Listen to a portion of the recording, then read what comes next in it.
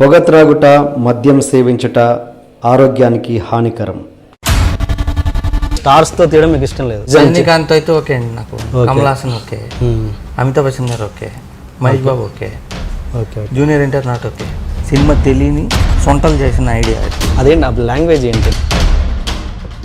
నాకు కొంచెం ఒళ్ళు బలిసి బ్రెయిన్ సరిగా వాడట్లేదు. ఈ క్వశ్చన్కి నిజాయితీగా చెప్పాలి మీరు ఆన్సర్. గర్ల్ ఫ్రెండ్స్ విషయంలో రామ్ గోపాల్ నాకు చాలా హెల్ప్ చేశారు నేను. అది తెలుసు, నేను ఎదవటానికే కూర్చుంటున్నా. స్టేట్మెంట్స్ కూడా అసలు మీరు కావాలని కాంట్రవర్సీ స్టేట్మెంట్స్ ఇస్తుంటారా, లేకపోతే మీరు ఏం మాట్లాడితే అది కాంట్రవర్సీ అయిపోద్దా? మెంటల్ అనుకునేవారు నన్ను, మెంటల్ అనుకునేవారు. అప్పుడు హోరావరిలో ఒక 2 సీన్స్ గురించి మాట్లాడతాను. పోయింది కదా, ఇంకెందుకు మీకు ఇంకా ఆనందం ఎందుకు దాంట్లో? చంద్రబాబు నాయుడు గారు, వైఎస్ జగన్మోహన్ రెడ్డి, కేసీఆర్ గారు అందరూ రావు, రెడ్డి, నాయుడు తీసేయాలి. రామ్ గోపాల్ గారు గ్రేట్ కాబట్టి ప్రతి వర్మ గ్రేటే. నేను చూడండి 2-3 ఇట్లు తీసా, ఇప్పుడేమీ సరిగ్గా తీట్లా. నా ఇంటర్వ్యూ చూడటం ఎందుకు అసలు? బాహుబలి నాకు తెలిసి ఇండస్ట్రీలో ఒక్కడి కల నాకు సూపర్ అని చెప్పినాడు. అనుకున్నాన్ని వచ్చినాయి. ముక్కుసూటి మనస్తత్వం అంటే మూర్ఖత్వం కాదు. మనసులో ఏది దాచుకోకుండా మాట్లాడడం అంటే లౌక్యం తెలియకపోవడం అని కాదు. ముక్కుసూటిగా వెళ్తే మనుషులు దూరం అవ్వచ్చు. మనసులో ఏది దాచుకోకుండా మాట్లాడితే మన అనుకున్నది కూడా మనకి దక్కకపోవచ్చు. ఈ లోకంలో మనం నమ్ముకున్న మనుషులు మనల్ని మోసం చేయొచ్చేమో కానీ మనం నమ్ముకున్న సిద్ధాంతాలు మాత్రం మనల్ని ఎప్పటికీ మోసం చేయవు. ఎవడేమనుకుంటే నాకేంటి, నేను నచ్చిందే నేను చేస్తాను అని తన సక్సెస్లోను ఫెయిల్యూర్స్లోను కూడా తాను నమ్మిన సిద్ధాంతాలను మాత్రమే ఫాలో అవుతూ ముందుకెళ్తున్న తేజ గారితో ఈరోజు మన talking movies I dream interview. అందరూ ఆయనలో చూసే కఠినత్వాన్ని మాత్రమే కాకుండా ఆయనలో ఉన్న మంచితనాన్ని, సున్నితత్వాన్ని, మానవత్వాన్ని కొంచెం లోతుల్లోకి వెళ్ళి తెలుసుకునే ప్రయత్నాన్ని చేద్దాం. తేజ గారు వెల్కమ్. చెప్పండి. ఓకే, మన అసలు ఇంటర్వ్యూలోకి వెళ్ళే ముందు కొంచెం జనరల్ క్వశ్చన్స్. మీరు అసలు చాలా ఎనర్జెటిక్గా, చాలా యాక్టివ్గా, అసలు అంత యాక్టివ్గా ఉంటారంటే అసలు అంటే నేను ఫస్ట్ చిత్రం నుంచి చూస్తున్నాను మిమ్మల్ని. మీ బాడీ లాంగ్వేజ్లో కావచ్చు, మీ పర్సనాలిటీలో కావచ్చు, మీ ఏమంటారు తేజ పేరుకు తగ్గట్టుగా తేజవంతంగా అంటారు. అలా అంటే అసలు ఏమాత్రం మార్పు లేదు. అసలు ఏంటి దానికి రీజన్ అంటే ఈవెన్ మీ హీరోల కంటే కూడా మీరు యాక్టివ్గా ఉంటారు. ఏంటి రీజన్ ఏంటి? ఏమో అంటే అందరూ రోజు పనిచేసిన తప్పులు, ఒప్పులు అన్నీ బెడ్రూమ్లోకి తీసుకెళ్తారు, ఇంటికి తీసుకెళ్తారు. వెళ్ళి పడుకున్నప్పుడు ఆ టెన్షన్లతో ఉంటారు. అయ్యో ఇట్ అయింది, వాడిని తిట్టామే, వాడు నన్ను తిట్టాడే, ఇట్లా ప్లస్లు మైనస్లు ఉంటాయి ఎవరికైనా. తలుచుకుంటే సరిగ్గా నిద్రపోరు. నేను అలా కాదు, నాకేమన్నా నచ్చకపోతే అక్కడే చెప్పేస్తా, నచ్చితే కూడా చెప్పేస్తా. సో నేను పడుకునేటప్పుడు లగేజ్ ఉండదు, సో హ్యాపీగా పడుకుంటాను అనమాట. సో ఎవరు మన అంటే మనసుని బట్టే మన మొహాన్ని బట్టే ప్రపంచాన్ని బట్టే మన మొహాన్ని బట్టే మన ఫీలింగ్స్. అంతేనా? మీ ఆరోగ్య రహస్యం ఇంకేదైనా పర్సనల్గా మీ ఏం లేదండి, టిప్స్ ఏమైనా ఉంటాయా? జాగింగ్లు చేయను, వర్కౌట్లు చేయను, బాగా స్వీట్లు తింటా, బాగా అన్ని రకాల ఫుడ్లు తింటా. ఓకే, అసలు ఏం లేదు, బాగా నిద్రపోతా. మీ ఏజ్ ఎంత? 55, 60 ఉంటుంది. కరెక్ట్గా చెప్పండి, ఇది చాలా మందికి డౌట్ అసలు మీ ఏజ్ ఎంత అని. కరెక్ట్గా చెప్పండి. ఇప్పుడు ఏజ్ మనసుదా బాడీదా? రెండో చెప్పండి. మనసుదైతే ఐ థింక్ ఐఎమ్ 18-19. ఓకే. బాడీది అయితే 60 ఎంత ఉంటుంది. కరెక్ట్గా చెప్పండి. ఎందుకు మీ డేట్ ఆఫ్ బర్త్ చెప్పండి, ఇవన్నీ ఎందుకు? 50. మీరు అమ్మాయి కాదు, మోర్ దెన్ 50. Okay, right. మీరు డ్రింక్ చేయరని విన్నాను. సిగరెట్లు కాల్సిన. ఓకే, ఏంటి అలవాటు? టీ తాగుతారా? టీ కూడా తాగు. నాన్ వెజ్ తింటా. ఓకే. అంటే మీరు ఒక కామన్ స్టేట్మెంట్ కూడా ఇచ్చారు స్టేజ్ మీద. ఏంటి, నేను ఇంతకుముందు సినిమాలలో నా యాటిట్యూడ్ని మార్చుకున్నాను, అందువల్ల నా సినిమాలు స్లో అయిపోయాయి. ఇప్పుడు నా యాటిట్యూడ్ వాళ్ళని ఎవరిని పట్టించుకోవట్లేదు, పక్క వాళ్ళని, చుట్టుపక్కల వాళ్ళని. ఇప్పుడు నేను నా స్టైల్లో వచ్చాను, ఫుల్ రాలా. అది సినిమాల మీద ఇప్పుడు కనబడుద్ది హోరాహోరి మీద అన్నట్టుగా స్టేట్మెంట్ ఇచ్చారు. హోరాహోరీలో కనపడుతుంది దానిలో. ఇంతకుముందు సినిమాలో మనం డల్ అవటం వల్ల మన యాటిట్యూడ్ వెళ్ళిపోతుంది. ఇప్పుడు అట్టా కాదు, నేను అగ్రెసివ్ అయిపోయాను యాజ్ ఇట్ ఈస్గా అని అన్నా. ఓకే, ఇంకా సరిపోలే, ఇంకా అవ్వాలి. Okay, right. అగ్రెసివ్నెస్ మాటల్లో కాదు, బ్రెయిన్లో కూడా ఇచ్చారు అనేది తర్వాత అర్థమవుతుంది. ఇంకోటి తప్పు ఇప్పుడు ఏమవుతుందంటే అండి, సక్సెస్ లేనప్పుడు మన చుట్టూ ఎవరు లేనప్పుడు స్టార్టింగ్లో అందరూ మనకు చెప్తుంటారు, మన తప్పులు చెప్తుంటారు. పేరు వచ్చే కొద్దీ మన తప్పులు పట్టే వాళ్ళు తగ్గిపోతారు, పొగిడే వాళ్ళు ఎక్కువైపోతారు. So you will not know అది నిజంగా బాగుందా లేదు, మనల్ని సాటిస్ఫై చేయటం కోసం అంటే ఎక్కువ మంది సాటిస్ఫై చేయటం కోసం ఉంటారు. 100%. ఒకళ్ళిద్దరే మనని తిడతారు, ఆడని కోపం వస్తుంది ఫస్ట్. ఏంటి అందరూ బాగుందంటే ఈడేం తిడుతున్నాడు అంటే మన పోయే టైం వచ్చిందని అర్థం. ఎవరన్నా మన తిట్టినప్పుడు కోపం వస్తే, తిట్టినప్పుడు కరెక్టే కదా అనిపించింది అనుకోండి. అంటే ఇప్పుడు సపోజ్ ఇప్పుడు అంటుంటారు ఏంటి, తెలుగు సినిమాలు మంచి సినిమాలు చేస్తే చూడట్లేదు ప్రేక్షకులు అని అంటుంటారు, అలా రెగ్యులర్ కామెంట్ వస్తుంటారు. అదంతా సోది. అంతే కదా, మంచి సినిమా చేస్తే డెఫినెట్ చూస్తారు. అంటే బాలీవుడ్ సినిమాలు మన వాళ్ళగా చూస్తున్నారు, తమిళ సినిమాలు మన వాళ్ళే చూస్తున్నారు కదా, మరి ఎందుకు మరి అలాంటి రియలైజేషన్ ఎందుకు రావట్లేదు? మళ్ళీ దాని బట్టి పడుతున్నారు. ఇట్లా తెలుగులో తీసేవాడితే తప్పు, తీయడానికి ధైర్యం సరిపోవట్లేదా ఈ కమర్షియల్ డైరెక్టర్లకి? ఏంటి ఎక్కడ ప్రాబ్లమ్? Non thinking. అదే చెప్పాక నాన్ థింకింగ్ కూడా కాదేమో అసలు. ధైర్యం అంటే మళ్ళీ ఎక్కడ అలాంటికి వెళ్తే నా లైఫ్ ఆగిపోద్దు. ఇప్పుడు మీకు ఒక ఎగ్జాంపుల్ చెప్తా. ఇప్పుడు మన హీరోల దగ్గరికి వెళ్ళి ఒక కథ చెప్పాం, కథలో ఒక సీన్ చెప్తా. ఏంటంటే హీరోయిన్ క్లైమాక్స్ అండి, హీరోయిన్కి డెలివరీ అవ్వట్లేదు, ప్రాబ్లము, మొత్తం బయటికి హాస్పిటల్కి వెళ్ళలేరు, అక్కడే చేయాలి. సో హీరో వ్యాక్యూమ్ క్లీనర్ పెట్టి హీరోయిన్కి డెలివరీ చేస్తాడు బేబీని అన్నాం అనుకోండి. ఎరా ధమాకుందా నీకు, బ్రెయిన్ ఉందరా, వ్యాక్యూమ్ క్లీనర్ తేందరా చూడండి బూతులు తిట్టేస్తారు. 3 Idiots రిలీజ్ అయింది అనుకోండి, చూసేసి వచ్చి అట్టా ఎందుకంటే ఆలోచించరా అంటారు అక్కడ. హీరోలు అట్టాగే ఉన్నారు, మన డైరెక్టర్లు అట్టాగే ఉన్నారు, ఆడియన్స్ అట్టాగే ఉన్నారు, మొత్తం ఆడియన్స్ అనకండి మళ్ళీ ఆడియన్స్ అలాగే ఉన్నారు. ఎందుకు అని అంటే ఆడియన్స్ అలా తయారవడానికి కారణం ఫస్ట్ డే మార్నింగ్ షో చూసి ఇటు కొట్టేస్తారే రివ్యూలు. దాన్ని చూసేటప్పటికి ఏమవుతుందంటే మంచి సినిమా అప్రిసియేషన్ పోయింది, చూడడం తక్కువ, వాడు మెసేజ్ ఇవ్వడం ఎక్కువ. ఈ క్రిటిక్స్ ఏమైపోయింది అని అంటే ఒక సినిమాలో ఉన్న బెస్ట్ ఇది చేయట్లా, హైలైట్స్ చెప్పట్లా అన్ని. అంటే రెగ్యులర్గా ఉంటాయి చూసారా, మొన్న శ్రీమంతుడు బాగానే ఆడింది, అందరు రాసిన రివ్యూ ఏంటి, కామెడీ ఉండాలి సెకండ్ హాఫ్లో, ఉండుంటే ఇంకా బాగా ఆడేది, బ్రహ్మానందం గారు ఉండాల్సింది. అది ఏంది లెక్క అంటే రేస్ గౌరవంలో బ్రహ్మానందం గారు ఉన్నాడు కాబట్టి దీంట్లో కూడా ఉండాలి. ఎందుకు ఉండాలి తెలియదు. క్రిటిక్ రాయటం ఏంటది, ఉన్న సినిమా ఎట్లా ఉంది, బాగుందా బాగాలేదు. క్రిటిక్స్ ఎప్పుడు గొప్పగా చెప్పలే శ్రీమంతుడి గురించి, జనం బాగుందా. బాహుబలి నాకు తెలిసి ఇండస్ట్రీలో ఒక్కడ కలవ నాకు సూపర్ అని చెప్పినాడు. ఏదో ఆడేసిందండి, ఫ్లూక్ అండి, అదృష్టం అండి, ఎందుకు చూస్తున్నారండి అంటున్నారు తప్ప దాంట్లో ఏదో స్పెషాలిటీ ఉంది కాబట్టి ఆడిందని మాత్రం ఒక్కడ కలవాలన్నా. నేను చూడలే సినిమా, నేను చూడలే. ఏం మీరు దాని మీద ఒపీనియన్ ఏంటి మీకు, మేము బాహుబలి మీద? ఏదేమైనా సరే బాగుంది బాగాలేదు పక్కన పెడితే, తెలుగు సినిమా చిన్నది మీడియాకర్ సినిమా అంటున్నాను నేనే అంటున్నా కదా. ఈ సినిమాని ఇంటర్నేషనల్ లెవెల్కి తీసుకెళ్ళింది, భయంకరమైన డబ్బులు తీసుకొచ్చింది, ప్రపంచంలో అందరూ చూసి మోల్డ్ డబ్బులు ఇచ్చారు తెలుగు వాళ్ళకి, ఇంతకంటే ఏం కావాలి. కాబట్టి అది సూపర్ డబ్బులు ఇట్టే. మరి అలాంటి సినిమాలు మీలాంటి క్రియేటర్స్ చూడకపోతే ఎట్లా? మామూలు ఎందుకు చూడాలండి? 2 పర్పస్లు ఉంటాయి. చూసి నేర్చుకోవాలి ఒకటి, 2 చూసి కాపీ కొట్టాలి. 2 చేయను, నాకు ఈగో ఎక్కువ కాబట్టి. కొన్ని వేరే సినిమాలు చూస్తారు, అవి ఎందుకు చూస్తున్నారు మరి? నాకంటే బాగా ఇంటెలిజెంట్ అంటే నాకంటే ఒక 10 అడుగులు ఎక్కువ ఉన్నారు అనుకోండి, వాళ్ళని చూస్తా. ఓకే, రాజమౌళి మీకంటే ఇంటెలిజెంట్ కాదనా మీ ఉద్దేశం? ఇంటెలిజెంట్ నేను చూడలేదు కానీ నేను చెప్పలేనుగా. అంటే గత సినిమాలను చూసుంటారుగా? నేను ఏది చూడలేదు ఇప్పటివరకు. ఓకే, మీరు బాగా నచ్చిన తెలుగు డైరెక్టర్ తెలుగులో? శివ తీసిన రామ్ గోపాల్ వర్మ ఇష్టం అండి నాకు, క్లియర్గా అండర్లైన్ చేసి చెప్పా. ఓకే, క్షణం తీసిన రామ్ గోపాల్ వర్మ ఇష్టం. దాసర్ గారు కొన్ని సినిమాలు. ఇప్పటి జనరేషన్ డైరెక్టర్లు, ఇప్పటి జనరేషన్ నేను ఎక్కువ చూడలేదు అసలు. ఒకరు పొరపాటున ఇంట్లో వెళ్తే పిల్లలు చూస్తున్నప్పుడు మీరు దృష్టి పడ్డమో ఏదో విధంగా చూస్తుంటారు కదా సినిమాలు. నిజాయితీగా చెప్పండి.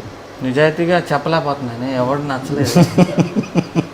నచ్చితే చెప్తా, ఎంత ఆలోచించినా రావట్లేదంటే. మీ ఫ్రెండ్స్ సర్కిల్ ఎట్లీస్ట్ కృష్ణవంశీ గారు? కృష్ణవంశీ ఇప్పుడు వాళ్ళంతా నా ఫ్రెండ్స్, నాకు ఇష్టం. వినాయక్ అంటే నా ఫ్రెండ్, ఆయన సినిమా ఎట్టున్నా నాకు బాగా ఆడాలని ఉంటుంది. కృష్ణవంశీ నా ఫ్రెండ్, ఆడాలని ఉంటుంది నాకు. రాజమౌళి మంచోడు అసలు, ఆయన ఆడాలనే ఉంటుంది, నాకు ఆడకూడదని ఉంటుంది. మర్చిపోయి మీరు ఆ మధ్య మహేష్ బాబు 1 చూసి చాలా బాగుంది సుకుమార్ interview ఒకడు. ఇచ్చారు. మరి సుకుమార్ అదే మంచి maker. సుకుమార్ మంచి మేకర్ మరి చెప్పాలి కదండి మీరు అలాంటి చెప్తే ఇప్పుడు మీరు అందరు మళ్ళీ ఇప్పుడు ఇంటర్వ్యూతో మళ్ళీ శత్రువులను వెనకేసుకుంటారు నా సినిమాలు చూడట్లేదు అయినా అని. సుకుమార్ మంచి maker, he tried something in 100% love కానీ అవి. చిరంజీవి గారు 150 సినిమా తీస్తున్నారు కదా, సపోజ్ అందరినీ పక్కన పెట్టేసి తేజ గారు మీతో నాకు 150 సినిమా అన్నారు అనుకోండి, నేను చేయను, రియాక్షన్ ఏంటి? నేను చేయను, ఆయన రాడు. వాస్తవంలో ఉందా నన్ను అడగదు ఆయన. ఫస్ట్ సపోజ్ అడిగి ఉంటే ఏంటి మీ ఆన్సర్? నేను చేయను. అడగడం ఒకవేళ పొరపాటున బై మిస్టేక్ అడిగితే నేను చేయను. ఏంటి రీజన్ ఏంటి? నేను చేయలేను. నేను అంటే ఏంటి కారణాలు ఏంటి? అమ్మో ఆ లెవెల్ మన వల్ల కాదు. అంటే ఆ లెవెల్ అంటే దానికి అంటే అంత స్టార్స్ని మీరు డీల్ చేయరా లేకపోతే చేయలేరా లేకపోతే అంటే అంటే వాళ్ళకి ఆల్రెడీ ఒక డై ఉంటుంది, ఒక అచ్చి వేసేసి ఉంటారు. ఓకే. ఆ డైలో ఏముంటాయి అంటే ఇన్ని పాటలు ఉంటాయి, ఇన్ని ఫైట్లు ఉంటాయి, ఇటువంటి సీన్లు ఉండాలి, ఇంత కామెడీ ఉండాలని ఒక డై వేసేసి ఉంటారు. దాంట్లో ఇరికించాలి మనం. Okay.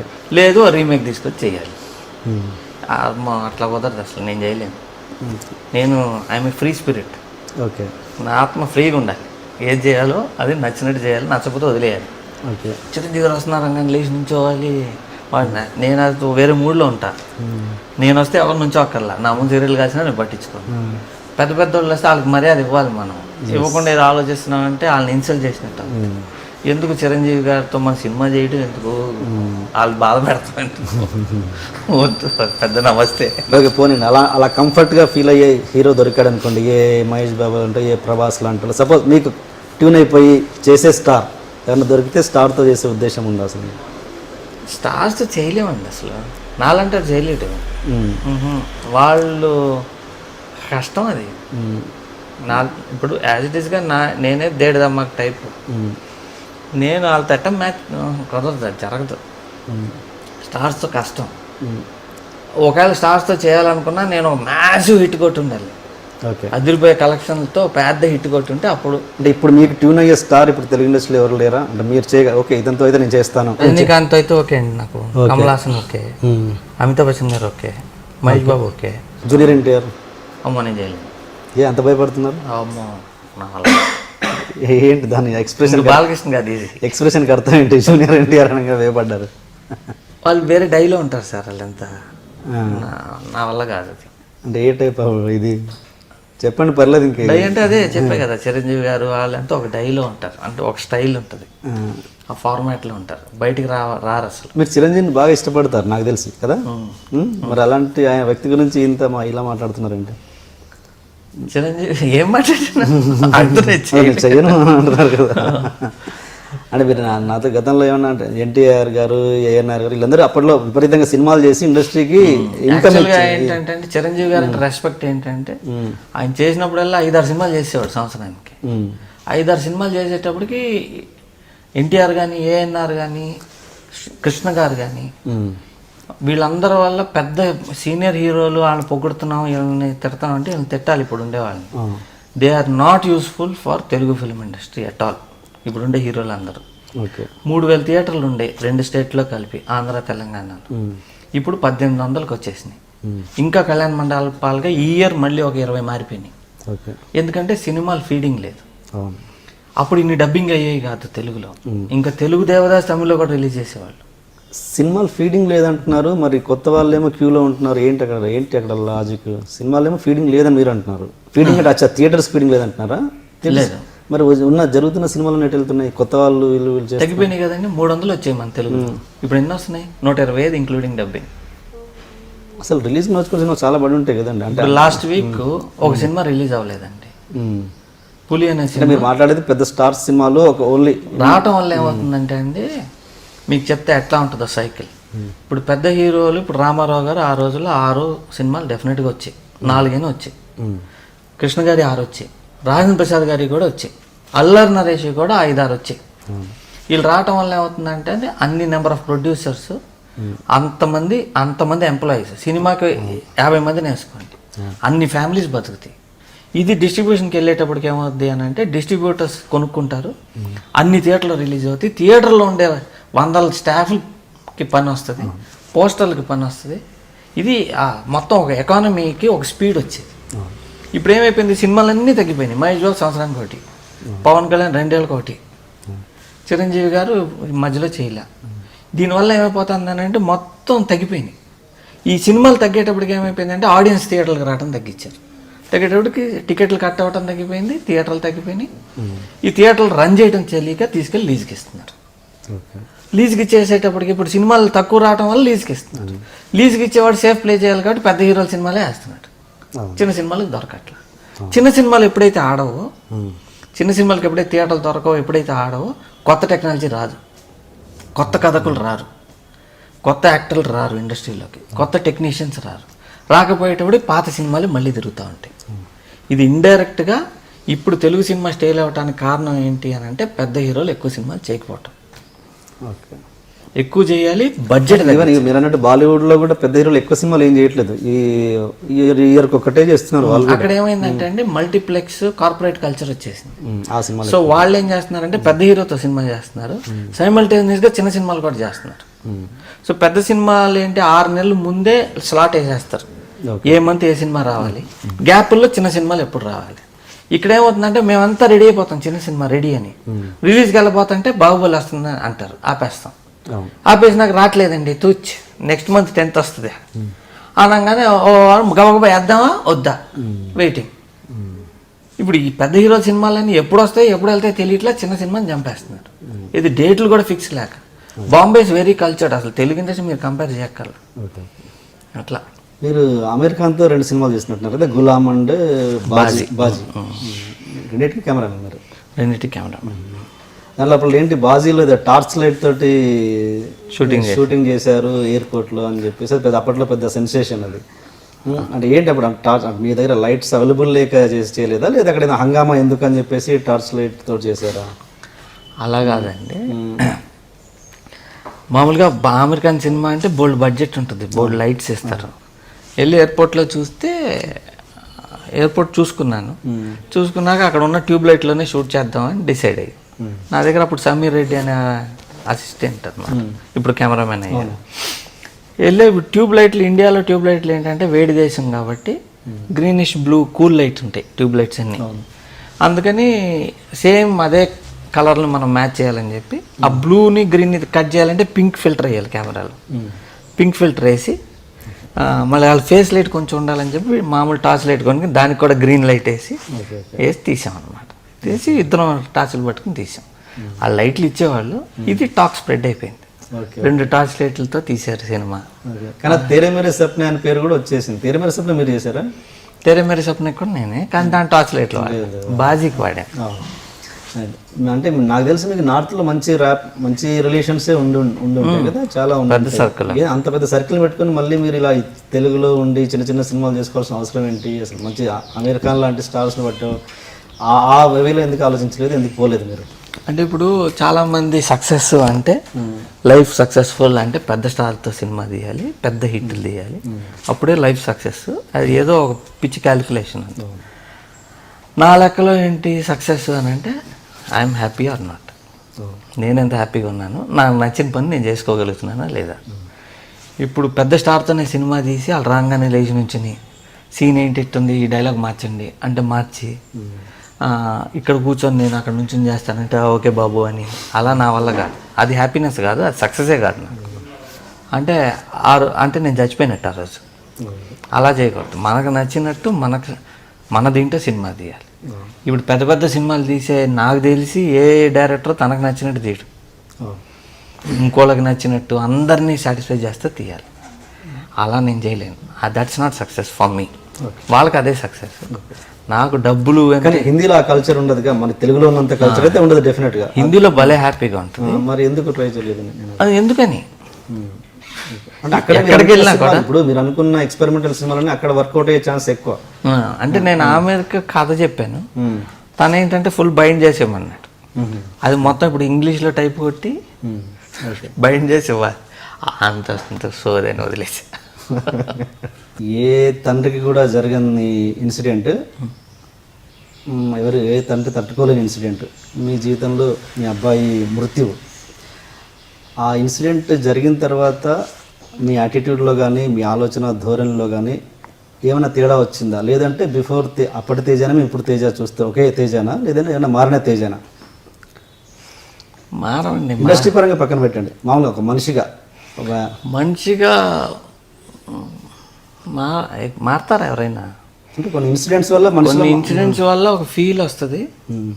You start reacting to certain things. అంతకుముందు రియాక్ట్ కానాటికి కూడా మనం రియాక్ట్ అవుతుంటాం. ఓకే. మనకి ఎప్పుడైనా లాస్ కానీ కష్టం కానీ కలిగినప్పుడు అది మార్పు అంటే మార్పు రావాలి. అదే కాదు, లైఫ్లో మనం పెరుగుతున్న కొద్దీ తిరిగి ఒక్కొక్క దెబ్బ, ఒక్కొక్క సక్సెస్, ఒక్కొక్క ఫెయిల్యూర్ అన్నిటికీ మనం నేర్చుకుంటుంటాం. లైఫ్ కాన్స్టెంట్ లెర్నింగ్ ప్రాసెస్ కదా. దాంట్లో ఏడుపు అనేది కూడా నేర్చుకుంటాం. చాలా మందికి అంటే మీడియాలో తెలియదు, అందరూ ఏదో తేజ గారి అబ్బాయి చనిపోయారని తెలుసు తప్పించి ఎలా అనేది చాలా మందికి తెలియదు. ఏదో ఇండస్ట్రీ పీపుల్కి తెలిసేమో, ప్రేక్షకుల కోసం అది అసలు ఎలా జరిగింది ఏంటి అన్నది. అది డాక్టర్స్ మిస్టేక్ అండి. ఓకే. ఎలా? వాళ్ళు ఏదో తప్పు చేశారు, తప్పు చేయటం వల్ల అలా అయిపోయింది. ఇది చిన్నప్పుడు బేబీ పుట్టిన తర్వాత, బాబా బేబీ బాబు బాబు ఓకే.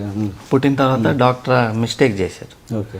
ఆ డాక్టర్ మిస్టేక్ వల్ల అలా అయింది. చాలామంది చెప్పారు కేసు వేయండి హాస్పిటల్ మీద, మీరు అంత ఖర్చు పెట్టారు, 4 ఏళ్ళు సినిమాలు చేయలే కదా అని అంటే, సరే కేసు వేస్తాను, డబ్బుల గురించి కాదు, మా అబ్బాయి వెనక్కి వస్తాడంటే వేస్తా, రానప్పుడు ఎందుకు. అవును. మీరు అప్పుడు చాలా ఫైట్ చేశారని కూడా విన్నాను. హాస్పిటల్తో చేయలేదు, అంటే కండిషన్ బెటర్ చేద్దామని ట్రై చేశాం. జర్మనీ తీసుకెళ్ళా, చాలా చైనా తీసుకెళ్ళి అన్ని రకాల ట్రీట్మెంట్లు చేసి నేను ఆల్మోస్ట్ ఒక డాక్టర్ అయిపోయా. ఇప్పుడు మీరు ఏ జబ్బు ఏది చెప్పినా నేను వెంటనే రెమెడీలు అవి చెప్పగలను. ఎంతండి అబ్బాయి వయసు అప్పుడు? పోయినప్పుడు 4 ఇయర్స్. ఓకే. ఓకే. మీరు అంటే అబ్బాయి ఆ కండిషన్లో ఉన్నప్పుడు మీకంటే ఎక్కువగా మీ వైఫ్ చాలా కష్టపడ్డారు. అసలు అంటే ఆల్రెడీ మీరు ఫ్లాప్స్లో ఉన్నారు, ఆయన మీద ఎందుకు ఇంత స్ట్రెయిన్ ఇవ్వాలని చెప్పేసి తనే మొత్తం చూసుకుంది, తనే బాధ్యత వహించింది అని నాకు ఇండస్ట్రీ పీపుల్ ద్వారా నేను సేకరించిన. అంటే ఫ్లాప్ అని కాదండి, అప్పుడు సినిమాలు తీయలే, అసలు తీయలేదు అన్నీ చాలా. అంటే మేము 4 ఇయర్స్ నిద్రపోవాలి. ఓకే. 24 hours ఇల్లుని హాస్పిటల్ లాగా మార్చేసాం. ఎప్పుడు 3 షిఫ్ట్లో ఇద్దరు నర్సులు ఉండేవారు. ఓకే. ఒక డ్రైవర్ ఉండేవాడు. 3 షిఫ్ట్లో 3 డ్రైవర్లు మారుతుండే. ఓకే. ఇల్లంతా రోజు cleaning, generator, oxygen machines, cleaning machines, suction machines ఇవన్నీ ఉండే ఆల్మోస్ట్ హాస్పిటల్ అనమాట. ఎప్పుడు కావాలన్నా ఇమ్మీడియట్గా డాక్టర్ రావాలి, లేదా ఎనీ టైం హాస్పిటల్ తీసుకెళ్ళాలి. పగలు నేను లేచి ఉంటే తను రాత్రి లేచి ఉండే, అలా ఉన్నాం. ఇంకేం పని చేయాలి అసలు. ఓకే. ఓకే. మీలో మీ మనసులో మీ వైఫ్కి ఏ స్థానం ఇస్తారు? సినిమా తర్వాత ఇస్తా, కానీ టాప్ స్థానం ఇస్తా. ఓకే. ఫస్ట్ స్థానం అయితే సినిమానే, సినిమా వర్క్, తర్వాత మా వైఫ్కి ఇస్తా, వైఫ్కి టాప్ ఇస్తా. ఓకే. అంటే మా బాబు అని కాదు, మా బాబుకి ఇంత చేసిందని కాదు, నాలాంటి ఉన్నందుకు పద్మశ్రీ వచ్చేస్తుంది. టార్చర్ కదా నాకు. Love marriage? Love marriage. Love come arranged. తెలుగే. అంటే ఎట్లా ఉంటుందంటే ఒక్కోసారి ప్లేట్ తలకిందులుగా ఉంటుంది, దాని మీద వేసేసుకుంటా పప్పు కూడా వేసుకుని కలిపేటప్పుడు చూసి ఏం తిట్టేసా అప్పుడు తిప్పి మళ్ళీ ఇదంతా తీసి ఇట్టేసుకుని తింటా, అలా కూడా తింటుంటా. మీ పిల్లల పేర్లు ఏంటి? చాలా విచిత్రంగా ఉంటాయి. అంటే భాష ఏంటంటే ఐరవ్ తేజ, ఐలా తేజ, ఔరవ్ తేజ, అమితావ్ తేజ. అన్ని చనిపోయిన అబ్బాయి పేరు ఏంటి? ఔరవ్ అండి. ఔరవ్. ఓకే. ఏంటి ఆ లాంగ్వేజ్ ఏంటి అసలు? తెలుగేనా? సాంస్క్రిట్. అమితావ్. ఓకే. అమితావ్ అంటే అమితమైన వెలుగునిచ్చేవాడు, బుద్ధుడు అనమాట. అమితావ్. ఓకే. ఐలా అంటే అమ్మవారి పేరు. ఓకే. ఔరవ్ అంటే అరవిందో,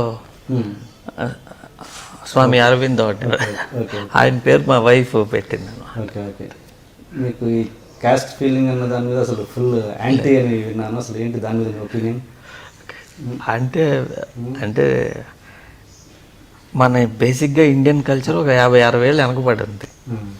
సో ఈ కాస్ట్ ఫీలింగ్ ఉంది చూసారా, అది బ్రెయిన్ అంటే చాలా చిన్న థింకర్స్ ఉంటారే వాళ్ళకు ఉండేది. మేధావులకి ఎవరికి కాస్ట్ ఫీలింగ్లు ఉండకూడదు.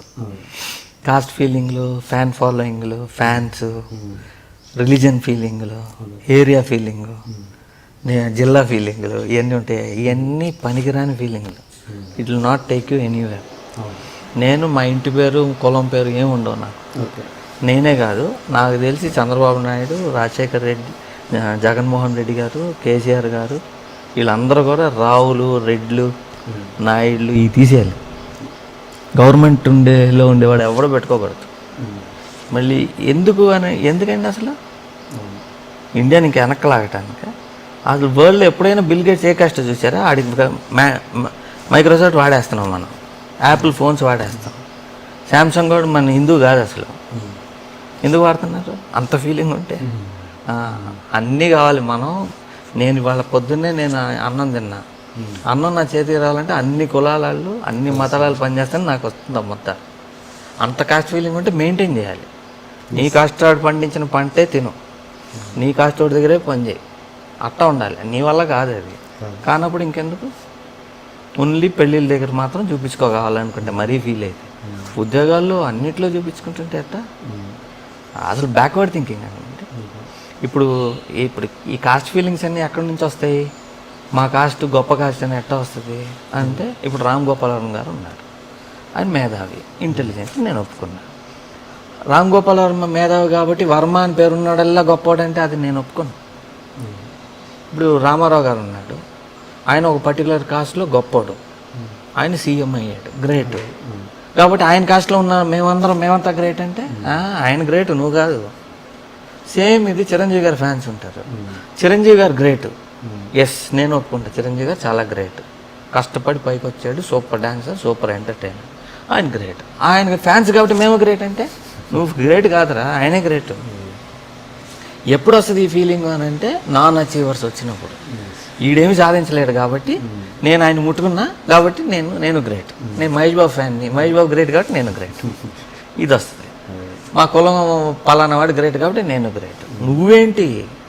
నువ్వు సాధించడానికి ఏమీ లేనప్పుడే నువ్వు పలానా హీరో వెనక ఫ్యాన్ అవుతావు, ఒక కులాన్ని పట్టుకుని వేలాడుతావు, ఒక రాజకీయ నాయకుని పట్టుకుని వేలాడుతావు. అందరూ మీడియాకర్, సబ్స్టాండర్డ్ జీవులు అనమాట, మనుషులు కాదు వాళ్ళు. ఫీలింగ్ ఉండేవాళ్ళు. మా అబ్బాయి ఉన్నాడు, మా అబ్బాయిని మీరు అడగండి ఏం కాస్టో తెలియదు అది. లైఫ్లో ఎప్పుడన్నా విపరీతంగా ఏడ్చిన సందర్భం ఏమైనా ఉందా? అప్పుడు నేను రోడ్ల మీద ఉండేటప్పుడు, ఎప్పుడు చెన్నైలో ఉన్నప్పుడు గాంధీ అనే సినిమా రిలీజ్ అయింది. అది చూశాను, సెకండ్ షో అయిపోయింది. అలా నడుచుకుంటూ వచ్చా మౌంట్ రోడ్ నుంచి వచ్చి జమినీ ఫ్లైఓవర్ అని ఒకటి ఉంటుంది, అక్కడ ఒక గుర్రం బొమ్మ ఉంటుంది, దాని కింద పడుకుంది. తెల్లారుజా అవుతా ఉంది, ఇంకా చలి, ఓపెన్ ఎయిర్, ఇంకా అక్కడ పడుకోలేక చలికి ఆ న్యూస్ పేపర్ తీసుకుని అలా నడుచుకుంటూ పాండీ బజార్ దాకా వచ్చి అక్కడ పడుకోవాలనుకుంటే అక్కడ ఒక సైకిల్ రిక్షా ఆగుంది. రిక్షావాడు అక్కడ మెట్ల మీద పడుకుని ఉన్నాడు, చాలామంది పడుకుని ఉన్నారు. నేను రిక్షావాడిని అడిగా, అన్న నీ రిక్షాలో పడుకుంటాను, రిక్షాకి షేడ్ ఉంటుంది కదా, పడుకో అన్నాడు. ఆ షేడ్ లాగి దాంట్లో పడుకున్నాను. ఇటు తిరిగా నాకు నిద్ర రాట్లా. ఎందుకు అని అంటే ఆడు కింద ఉండే సీటు ఆడు తీసుకెళ్ళి దిండి కింద వేసుకున్నాడు. ఇంకా పడుకోలేక వెళ్ళి అక్కడ ఇంకో మెట్టు మీద నేను పడుకుని చెయ్యి ఇట్ట పెట్టుకుని పడుకుని న్యూస్ పేపర్ కప్పుకుని మంచి నిద్రలో ఒక ఎన్టీఆర్ పాట, ఎన్టీఆర్ జయప్రద పాట జరుగుతూ ఉంది. అట్లా పడుకుని ఉంటే వెనకెవరో గట్టిగా పట్టుకున్నట్టు అనిపించింది. పాటలో పట్టుకున్నారులే అనుకున్నాను. పట్టుకున్నట్టు అనిపించి వెనక్కి తిరిగి చూస్తే ఎవడో నా మీద వెనక పడుకుని గట్టిగా పట్టుకుంటున్నాడు, అప్పుడే పడుకుంటున్నాడు. అప్పుడు తోసాను, పొదలు ఆగు అంటున్నాడు, ఒక్క తోపు తోసాను, మెట్ల మీద సగం తోలాడు, లేచి పరిగెత్తాను, ఎమ్మడి పడ్డాడు. ఇంకెంత దూరం పరిగెత్తాను నాకే తెలియదు. చాలా స్పీడ్గా చాలా దూరం పరిగెత్తి ఒక చోట ఆగి ఇంకా గట్టిగా ఏడ్చేసి, ఏంటిది, ఏం జరుగుతుంది, ఎందుకు ఇట్ట అయింది, ఏం అర్థం కాదు అసలు. ఎంత అప్పుడు మీ వయసు ఎంత ఉండొచ్చు? ఉంటుంది ఒక 13-14. ఇన్సిడెంట్ బాగా గుర్తుంది అంటే ఎందుకు? ఇదే కదండి అన్ని గుర్తు.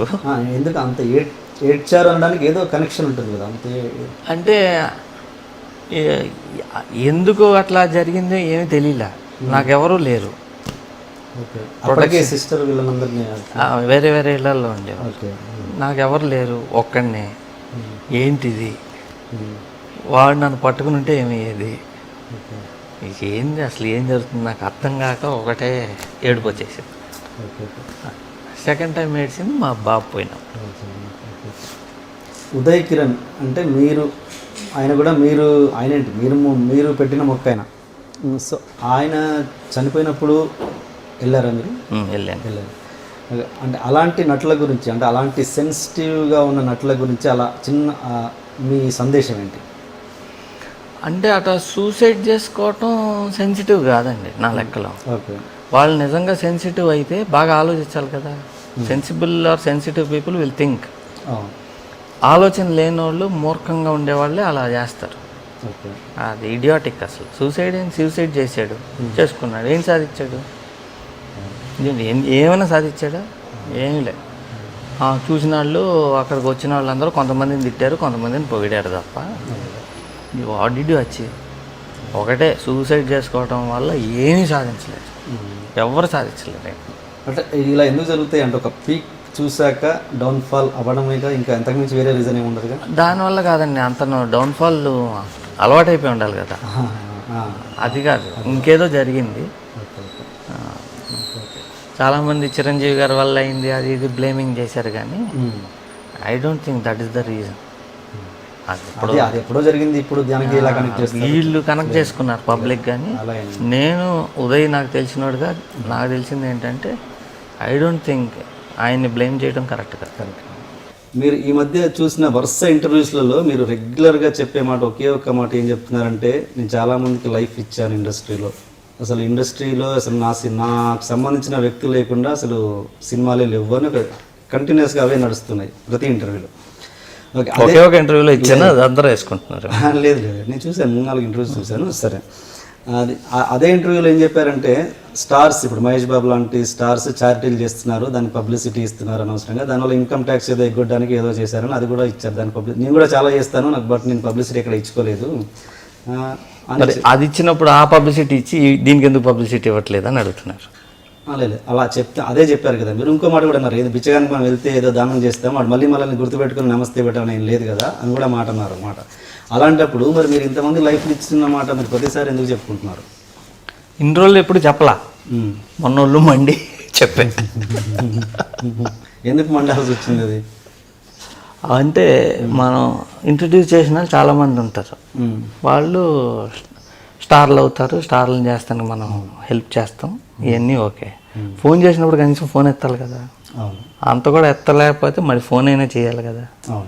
దాంతో మండింది అసలు. నేనే సినిమా చేయమని అడగలేదు, డబ్బులు అడగలేదు. దేనికంటే ఆడియో ఫంక్షన్ పిలవడానికి, దేనికోసం? దేనికనేది కాదు, అసలు ఫోన్ చేస్తే ఎత్తాలి కదా. అంత అంటే ఫోన్ కూడా ఎత్తలేనంత గొప్పళ్ళు అయిపోతే మండుద్ది కదా. అదే, అంటే మీరు ఇంట్రొడ్యూస్ చేసిన అందరికీ వర్తిస్తుందా, లేదా ఒకే ఒక్క వ్యక్తికి ఎవరికైనా? చాలా వరకు అంతే. ఎక్కువ మంది ఎదవలు ఉంటారండి, కానీ వాళ్ళు మన దగ్గరికి అవకాశం కోసం వచ్చినప్పుడు మాత్రం సార్ లైఫ్లో మర్చిపోము, చాలా రోజులు గుర్తుపెట్టుకుంటాం, అది ఇది అంటారు. సక్సెస్ రాగానే మా టాలెంట్ వల్ల అయ్యాం, ఆడేముంది తేజ గారిది ఏముంది అనుకుంటారు. చాలామంది, కొంతమంది ఉంటారు బాగా సిన్సియర్ ఉంటారు, ఎన్ని సంవత్సరాలైనా మర్చిపోని వాళ్ళు ఉంటారు. ఈ దశరథ్ గారికి మీ జర్నీ చిత్రం నుంచి స్టార్ట్ అయింది నాకు తెలుసు. ఆయన రచన సహకారం చేశారా? రచనా సహకారం చేశారు. ఆయన తర్వాత మీకు ఆయన మీ ప్రొడక్షన్లో సినిమా కూడా ఇచ్చారు, సంబరం సినిమా, అది ఫ్లాప్ అయినట్టుంది. తర్వాత మీ జర్నీ కట్ అయిపోయినట్టుంది. ఏంటి? కలుస్తూనే ఉంటాం, మాట్లాడుతూనే ఉంటాం. అంటే స్క్రిప్ట్ సైడ్ మీకు ఏమైనా హెల్పింగ్ అలా ఏం లేదు? నేను ఎవరిని హెల్ప్ అడగను. హెల్ప్ మీన్స్ దశరథ్ గారు నాకు తెలిసి పెద్ద పెద్ద సినిమాలకి తను చేస్తుంటారు, వినాయక్ గారి సినిమాలు. మొన్న ఈ హోరాహోరీ కెమెరామెన్ కావాలని చెప్పి వచ్చాడు. ఓకే. అలాంటి దశరథ్ గురించి మీరు మొన్న ఇంటర్వ్యూలో కొంచెం నెగిటివ్గా ప్రొజెక్ట్ చేశారు. ఏంటంటే ఇది లక్ష్మీపతి గారు ఒక పక్క కంపౌండ్లోకి వెళ్ళి చెడుగా చెప్పితే అలాంటి ఆర్టిస్ట్ని మళ్ళీ ఎందుకు పెట్టుకున్నారు మీ సినిమాలో అని దశరథ్ గారు మీతో చెప్పారని మీరు చెప్పారు. నెగిటివ్గా కాదండి, అది నా శ్రేయోభిలాష్గా చెప్పాను. మీ గురించి బ్యాడ్గా మాట్లాడాడు, మీరు చెప్పారు. ఓకే, అది చెప్పారు. ఓకే, బట్ ఆడియన్స్కి ఎలా ప్రొజెక్ట్ అవుద్ది, ఓహో దశరథ్ ఇక్కడ మాటలు అక్కడ చెప్పేవాడు అనే ప్రొజెక్ట్ అవుద్దిగా. అలా అంటే అప్పుడు మీడియా అంతా రంగంగా ఎలా ఇక్కడ రాజకీయ సీఎం ఒక మాట చెప్తే దాన్ని వక్రీకరించో ఇంకో విధంగానో చెప్తారు. నేనే మొన్న మహేష్ బాబు గురించి అన్నానని చెప్పి దాన్ని సగం వేసి సగం వేయకుండా వక్రీకరించి చెప్తాను. మరి మిమ్మల్ని ఏమనాలి? అట్లా ఏముండదు, ఎవడు వర్షన్ బేసిక్గా ఏంటంటే అండి, దశరథ్ గురించి నేను చెప్పింది రాంగ్గా తీసుకున్నారు అందరూ అంటే ఇప్పుడు రాంగ్గా తీసుకుంటున్నారు. సొసైటీ మొత్తం దశరథ్ గారు రాంగ్గా తీసుకోకపోతే చాలు. దశరథ్కి నేనేంటో తెలుసు, నాకు దశరథ్ ఏంటో తెలుసు. Dashrath very good writer, very good person, hard worker, నా శ్రేయోభిలాషి. అందు కాబట్టి ప్రపంచం ఏమనుకున్నా నాకేం ప్రాబ్లం లేదు. బేసిక్గా ఏంటి అని అంటే పక్కనాడు మీద తప్పు కనిపెడితే నేను గొప్పవాడిని అనే యాటిట్యూడ్ ఉంది ఇప్పుడు. అది బాగా నడుస్తుంది. ట్విట్టర్, ఫేస్బుక్లో నడిచే యాటిట్యూడే ఏంటంటే సినిమా చూడంగానే దాంట్లో తప్పులు కనిపెడితే ఈడు ఆ డైరెక్టర్ కంటే గ్రేటు, ఆ హీరో కంటే గ్రేటు. తేజ ఇంటర్వ్యూ వచ్చింది, దీన్ని ఇతని మీద యాంటీ కామెంట్స్ రాస్తే తేజ కంటే ఇటు మేధావి. ఒకటి తెప్పిన దాని మీద నువ్వు కామెంట్లు కొట్టి గొప్పవాడు కాదు. నువ్వు ఫస్ట్ నువ్వు తీ సినిమా నువ్వు చేయి. ఇప్పుడు అట్లా అయిపోయింది కాబట్టి ఒకడిని తప్పులు పడటం మీదే ఎక్కువ ఫోకస్ పెట్టేస్తున్నారు, క్రియేషన్ మీద లేదు. క్రియేట్ చేయాలి కదా. బాహుబలి బాగాలేదు అది ఇది రకరకాల కామెంట్లు కొట్టచ్చు. నువ్వు తయారు నువ్వుది 200 కోట్లు నువ్వు తీ సినిమా. అట్లా నిజం సినిమాలో మురళీమోహన్ గారి గొడవ, ఆయనను అంటే కొంత పార్ట్ తీసారా మొత్తం తీసాకనా? కొంత పార్ట్ తీసాక తన్ని క్లైమాక్స్ తీయలేదండి, 90% తీసాను. తీసాక అంటే ఆ క్యారెక్టర్ సెకండ్ హాఫ్లో వస్తుంది. ఓకే, అంటే ఆల్మోస్ట్ ఒక 70% తీసారు, ఆయనతో షూట్ చేశారు.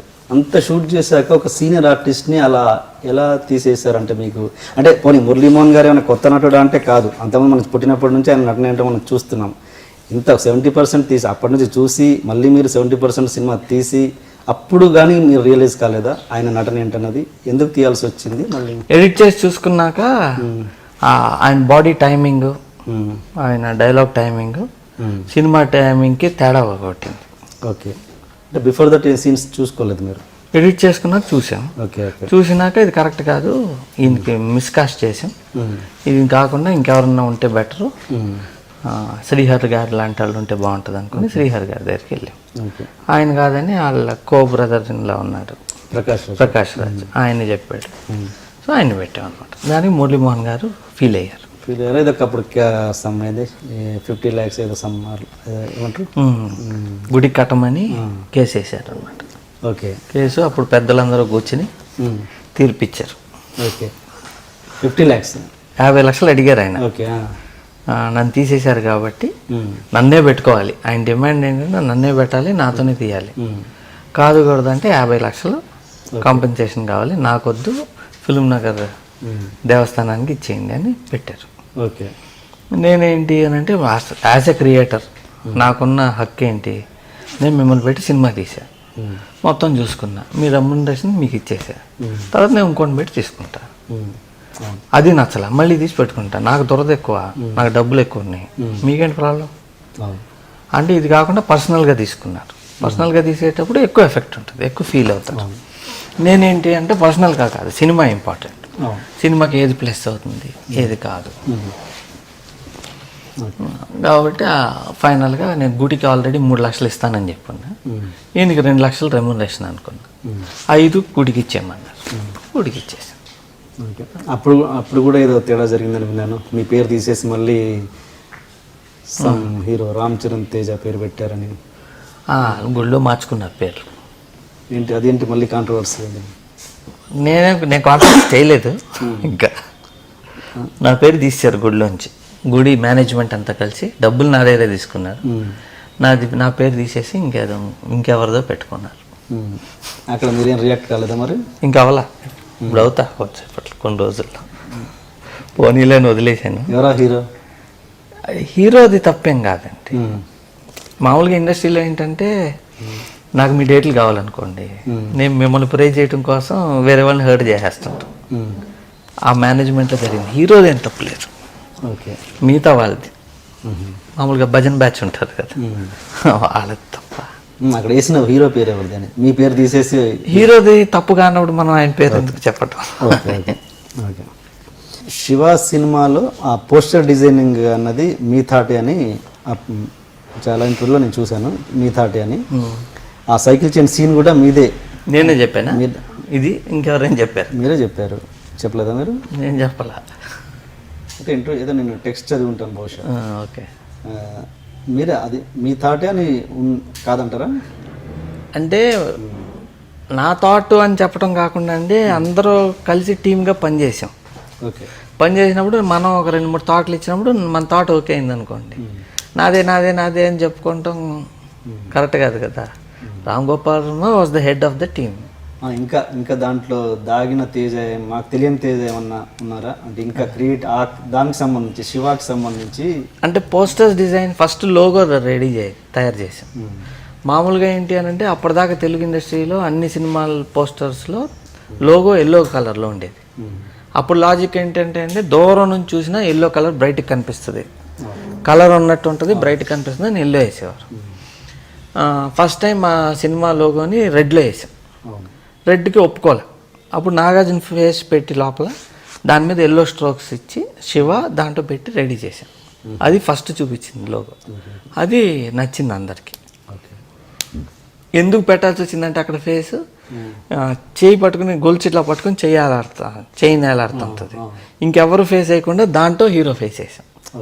బయట హీరో ఫేస్ వేస్తే మళ్ళీ రెగ్యులర్ అవుతుందని వేసాం. ఆ పోస్టర్ బాగా వర్కౌట్ అయిపోయింది. షూటింగ్ స్టార్ట్ అని వేసాం అనమాట. తర్వాత ఎట్లా అయిపోయిందంటే 100th డే అసలు లోగో ఇలా ఓన్లీ చైన్ వేసి చెయ్యి పిడికిలేసి 100 days అనేసి 100 daysలో నాగార్జున గారి ఫేస్ వేసాం. దాని గురించి కూడా అప్పుడు కామెంట్లు వచ్చినాయి, హింస ఇంత ఎక్కువైపోయింది, గొలుసు వేసేస్తే పేరు జనం గుర్తుపట్టేస్తున్నారు అని. అట్లా చేశాను. మీకు గోపాల్ రెడ్డి గారికి టర్మ్స్ బాగానే ఉన్నాయా? బాగానే ఉంటాయి. అంటే నేను విన్నాను అప్పుడు మీరు మీ థాట్స్ అని షూటింగ్ నడుస్తున్నా కానీ మీరు మీ థాట్స్ చెప్పేవాళ్ళని. కోపం వస్తుంది కదా సీనియర్, కోపం వచ్చేది. అగ్గిపుల్ల సీన్ ఒకటి మీరే చెప్పారని. అంటే అగ్గిపుల్ల సీన్ చెప్పింది కదా, లైటింగ్ ఎలా అది చెప్పండి ఒకసారి. అంటే మామూలుగా ఏంటంటే నేను రామ్ గోపాల్ వర్మ గారు రేపు పొద్దున్న షూటింగ్ అంటే ఈవినింగ్ వెళ్ళేవాళ్ళం లొకేషన్. వెళ్ళి ఇద్దరం చేసి చూసుకుని ఇలా తీయాలి ఇలా అనుకుని వచ్చేసేవాళ్ళం. పొద్దున్నే అలా జరుగుతుండేది. ఏమన్నా రాత్రి అనుకుంది కాకుండా మారినా, ఒకవేళ రాము మర్చిపోయినా, ఇంకెవరన్నా మార్చినా వెళ్ళి గుర్తు చేస్తుండేవాడిని. రాత్రి మనం ఇట్లా అనుకున్నాం కదా, ఇట్లా వస్తుంది ఇది సో సీనియర్స్ ఉంటారు కదా, అలా భవానీ ఇంట్రడక్షన్ సీన్ అంతే. దానికి అగ్గిపుల్ల వెలిగించి సిగరెట్ అంటించుకున్నప్పుడు ఆ అగ్గిపుల్ల వెలుగులో ఫేస్ కనపడాలి. ఇది సీన్. ఇది గాడ్ ఫాదర్లో ఉంటుంది. గాడ్ ఫాదర్లో ఏంటంటే పైనుంచి లైట్ చేస్తారు, ఈ ఐబ్రో షాడో కంటి మీద పడి కళ్ళు కనపడం, లైట్ ఉండదు కంటి మీద. దానివల్ల ఏమవుతుందని అంటే గాడ్ ఫాదర్ ఏమనుకుంటున్నాడో బయట వాళ్ళకి తెలియదు. అలా ఉండాలని చెప్పి పైనుంచి లైట్ వేయమన్నాం అని రాత్రి నేను రాము డిస్కస్ చేసుకుని పైనుంచి లైట్ వేయమనాలి, ఇతను అగ్గిపుల్ల అంటించుకుంటాడు ఇది అనుకున్నాం.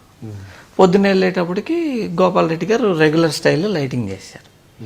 రాముని పక్కకు పిలిచి ఇట్లా మన రాత్రి ఇట్లా అనుకున్నాం కదా, పైనుంచి ఏమన్నా ఇది తీసేసేయాలి లైట్లో అని చెప్పి రాము వెళ్ళి చెప్తా ఉన్నాడు. చెప్తా ఉంటే చెప్తున్నాడు లేదా అని చూస్తున్నాను నేను. రాము చెప్తా ఉండగానే ఆయన టక్కన నా వైపు తిరిగాడు. తిరగగానే నేను ఇటు తలగా తెచ్చుకున్నా, ఇట్రా పిచ్చి పిచ్చేసాలు వేస్తా పైలు సీనియర్ కదా. అంటే ఆయన అనుకుందాన్ని మేము జడగొడతానంటే అనిపిస్తుంది. బట్ తర్వాత మరి ఏంటి, దాని తర్వాత మార్చారు. అదే ఉంటుంది మీకు సినిమాలో. తర్వాత క్షణం ఆయన తర్వాత మళ్ళీ ఆయన దగ్గర కూడా అసిస్టెంట్గా చేశారు.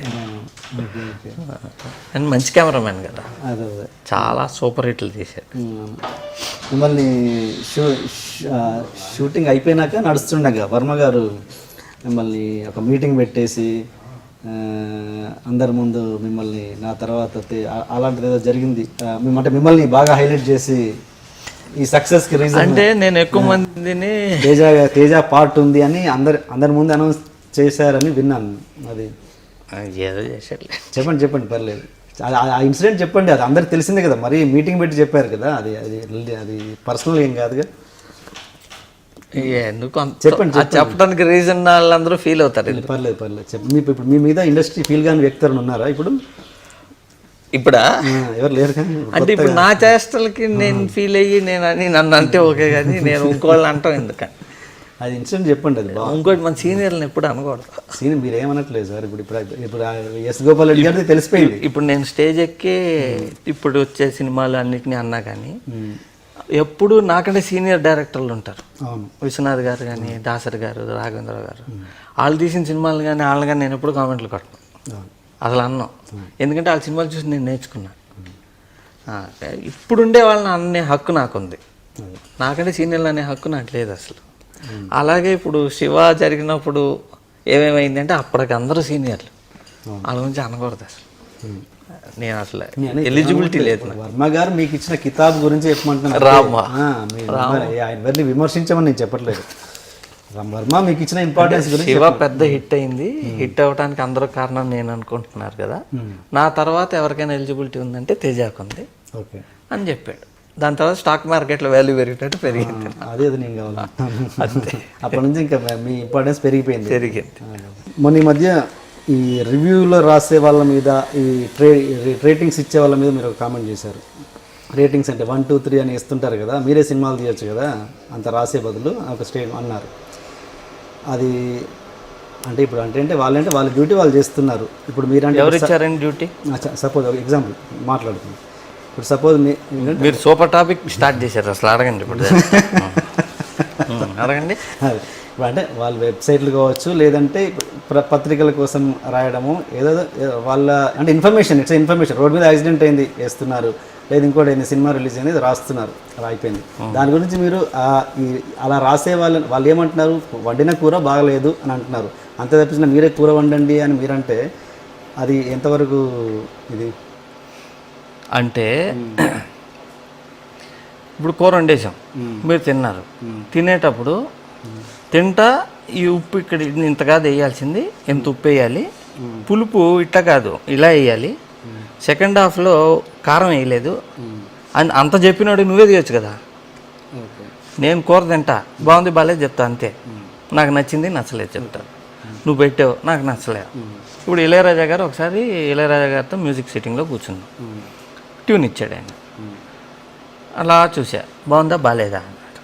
అటా ఏంటి అన్న, బాగుంది బాగాలేదు అని చెప్పేంత నాలెడ్జ్ నాకు లేదు సార్ సంగీతం గురించి, నాకు నచ్చిందో లేదో నేను చెప్పగలను, నువ్వు నాకు చాలా నచ్చేవా అసలు, ఇప్పటిదాకా ప్రతివాడు బాగుంది బాగాలేదు చెప్తాడు, సంగీతం బాగుంది బాగాలేదు చెప్పేంత ఎలిజిబిలిటీ నాకు లేదు, నచ్చింది నచ్చలేదు నేను చెప్పగలను. ఈవెన్ సేమ్ వే అన్నం వాళ్ళు వండారు, దాంట్లో పులుపు ఎంత వేయాలి, కారం ఎంత వేయాలి, ఇది ఎంత వేయాలి అంత అని చెప్తే వండేవాడు ఏమంటాడు, నువ్వే వండుకో అంటాడు. మీరు అలా చేస్తున్నారు క్రిటిసిజం, అలా కాదు. దాంట్లో ఉన్న గొప్పతనం ఏంటి, రాంగ్ ఏంటి, అసలు ఎలా ఉండాలి, ఎనలైజింగ్ ఉందా, నాలెడ్జ్ లేదు. ఫిల్మ్ అప్రిసియేషన్ అని ఒక నాలెడ్జ్ ఉంటుంది, యాక్టింగ్ అప్రిసియేషన్ అని ఒకటి ఉంటుంది, సీనిక్ అప్రిసియేషన్ అని ఉంటుంది, స్క్రీన్ ప్లే అప్రిసియేషన్ అని ఒకటి ఉంటుంది, ఫోటోగ్రఫీ అప్రిసియేషన్ అని ఉంటుంది, కాస్ట్యూమ్స్ అప్రిసియేషన్ అని ఉంటుంది, ఆర్ట్ డైరెక్షన్ అప్రిసియేషన్ అని ఉంటుంది, సెట్టింగ్స్ అప్రిసియేషన్ అని ఉంటుంది, ప్రజెంటేషన్ అప్రిసియేషన్ అని ఒకటి ఉంటుంది. ఒక్కడైనా నేను చెప్పిన ఈ అన్ని అప్రిసియేషన్లో ఇంత డీటెయిల్గా ఒక్కడైనా రివ్యూ రాస్తున్నాడా చెప్పండి మీరు. ఎంతసేపు పులుపు లేదు, ఇది లేదు, సెకండ్ హాఫ్లో బ్రహ్మానందం గారు లేడు, ఇది లేదు, అది లేదు, ఇది తప్ప ఏది గొప్ప ఏది రాంగు చెప్పగలరా? అంత నాలెడ్జ్ ఉందా? లేదు. అంటే సపోజ్ అప్పుడు వాళ్ళే అన్నారు మిమ్మల్ని, మీరు సపోజ్ ఒక సినిమా తీశారు, ఏదో నిజం కదా, ఏదో సినిమా తీశారు, నీతి ఇచ్చే నీతి, సపోజ్ ఒక గవర్నమెంట్ ఇలా ఉండకూడదని ఒక సినిమా తీశారు, మీరు సినిమా తీసే వాళ్ళు మీరే పాలిటిక్స్కి వచ్చి మీరే సీఎం అవ్వచ్చు కదా నేనంటే. అంటే నాకు అర్థం కాదు. ఇప్పుడు నిజం అనే సినిమా తీశారండి మీరు, ఇలా ఉండాలి, అవినీతి ఉండొద్దు, ఇలా ఉండొద్దు అని గవర్నమెంట్. మీరు అవినీతి ఇవ్వద్దు, నేను నన్ను అడిగాడు ఎవడైనా లంచం అలా ఇప్పుడు పీకుతాను, అలానే సపోజ్ నేను ఒక పొలిటికల్ లీడర్ని, మీ సినిమా చూసి అంత నీతులు చెప్పే బదులు నువ్వే పాలిటిక్స్లోకి వచ్చేసి మీరు సీఎం వచ్చి మేము వచ్చామనుకోండి, మా లాంటి వాళ్ళు వస్తే నేది కరెక్ట్గా ఉండాలి అని క్వశ్చన్ చేసేవాళ్ళు ఉంటే నాలాగానే మీరందరూ కూడా క్వశ్చన్ చేయగలిగితే ఇప్పుడున్నారు యాదవులు మనకి లీడర్లుగా ఒకడు ఉండడు. అందరం కూర్చుని పనికి రాకుండా సినిమాల మీద కామెంట్లు, పేపర్లు చూసి డెసిషన్లు చేస్తున్నాం, చేయకుండా బయటకు వచ్చి క్వశ్చన్ చేయగలిగితే ఈ యాదవులందరూ దిగుతారు. అసలు ఏంటంటే ఎలిజిబిలిటీ ఉందా మనకి లీడర్లు? ఎలిజిబిలిటీ వాళ్ళకి స్టాచ్యూలు పెట్టేంత ఎలిజిబిలిటీ ఉందా వాళ్ళకి? ఎందుకున్నారు? ఎందుకంటే మొత్తం మేధావితనం అంతా సినిమా క్రిటిసిజంలో వేస్ట్ చేసుకుంటున్నారు. అసలు 1 2 అసలు ఇంకా మొత్తం ఉంది, చాలా ఉంది. 1 2 3 రేటింగ్. 1 2 3 అసలు ఏంటి, ఎలా ఇస్తారో నాకు తెలియదు. మరి మీకేమో తెలుసా? రేట్కే రేటింగ్ ఫిక్స్. ఎంత అసలు 1 ఏంటి 2 ఏంటి 3 నాకు తెలియదు. కానీ ఒకటి మాత్రం బాగా తెలిసి ఏంటి అంటే ముందు రోజు ఇచ్చే ప్యాకెట్లను బట్టి ఆ రోజు రేటింగ్లు వస్తాయి. ఓకే, అది నేను కాదు, ఆడియన్సే చెప్తున్నారు.